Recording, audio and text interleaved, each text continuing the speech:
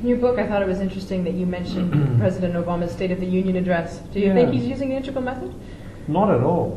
It was simply that I was looking for examples of where people have been reading their audiences and using terms that were appropriate to that audience. And I picked out a few terms that were buzzwords for the worldview and the sort of values that I think he was trying to address.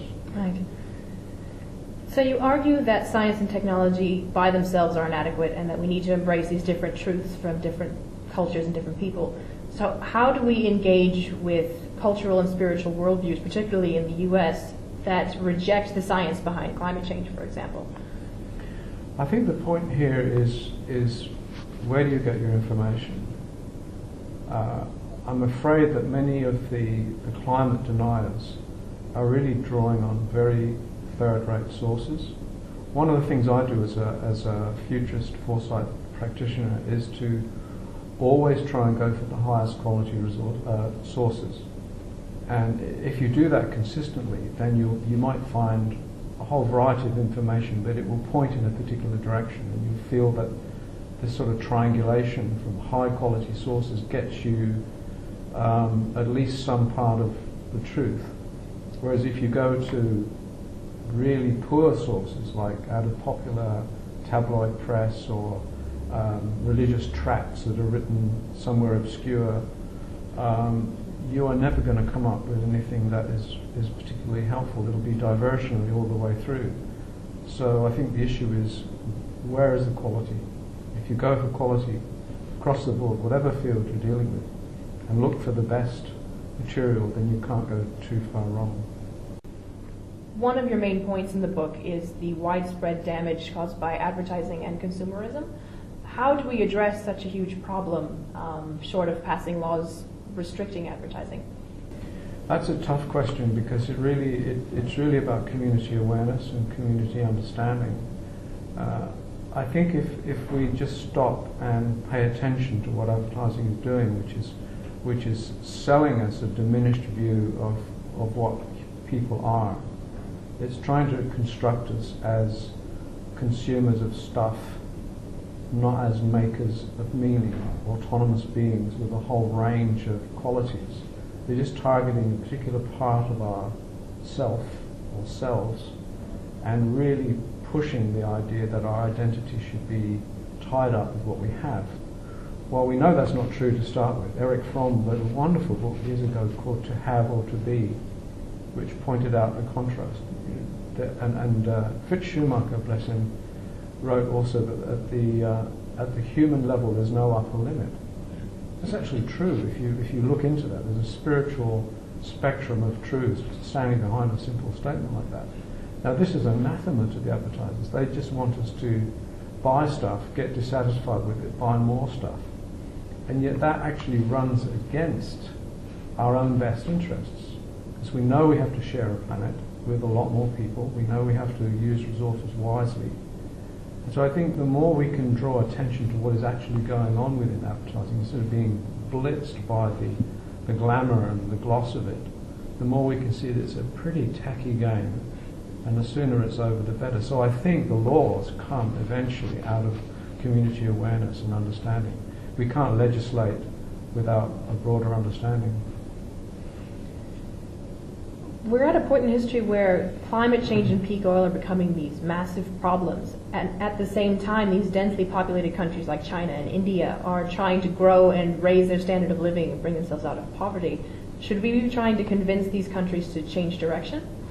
Absolutely, yes, we should. But the way to do it is not preaching at them, but doing it ourselves.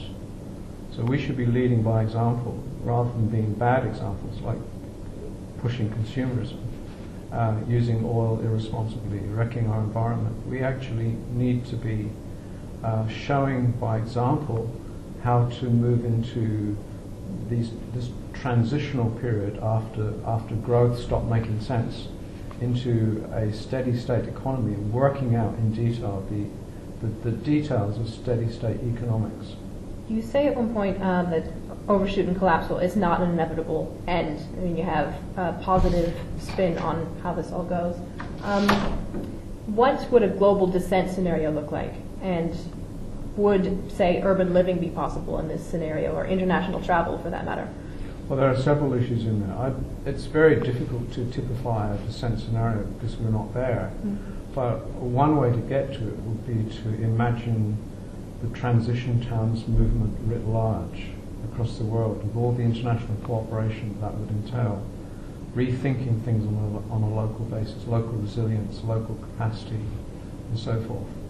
Will urban areas be livable? Why not? I mean, it's really a question of adapting the infrastructure you've got to a different worldview and different conditions.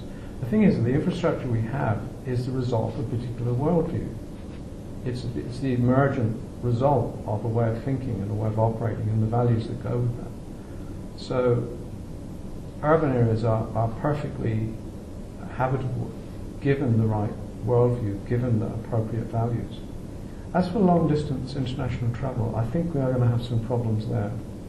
As we all know that oil is increasingly expensive. We haven't really seen it as a scarce resource. It's been just profiteering all the way from the first early oil gushers right the way through to now. Instead of seeing this as an absolutely unique and precious one-off gift to humanity, a gift that should have been used to help construct the sustainable infrastructure that we really need, but instead it's been squandered. So that being the case, then I think international air transport will certainly diminish to some extent. But the positive side of that, I think, is that we might be sort of flitting from continent to continent at tremendous speed. We might travel more slowly in other forms, particularly high-tech ships with really advanced sail systems and tremendous navigation and other sorts of aids, and take our time getting from A to B. Maybe not quite so many of us doing it. I don't think travel will stop, but I think the era of mass air transport probably will soon come to a close. Personal empowerment is a really important part of your message. What's the next step for people who have read your book or attend your lecture? What can we start doing today or tomorrow to start making a difference? It's been a question that has been with me for a very long time, and I believe that a good way to answer it is to say the answer is a journey. And when I say that, what I mean is there are two parts to it. There's an interior journey within oneself to figure out, just what is it in myself that is adapted or predisposed towards some sort of task that needs doing. And I don't think anyone can tell us what that is. We actually have to find it out, each of us, for ourselves. It may be completely unique, or it may be something that you share with many other people.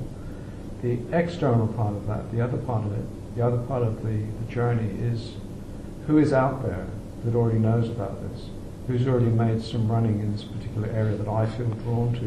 When you start connecting the two, your own particular gifts, your own passion, your own abilities, your own sense of purpose and direction and value, you connect that up with other people who've got congruent insights in those ways, then you start to venture beyond the purely personal. You start to link up in groups and organizations and entities that over time, as we've seen with, say, the environment movement, the movement for women's liberation and so on, animal rights, you name it, start linking up with other people who have discovered their own power, constructive power, then you actually can get an awful lot done. And to finish that, the drivers out there in the global system, the things that are actually driving things, are pushing us to do just that, I think. Thanks very much. You're very welcome.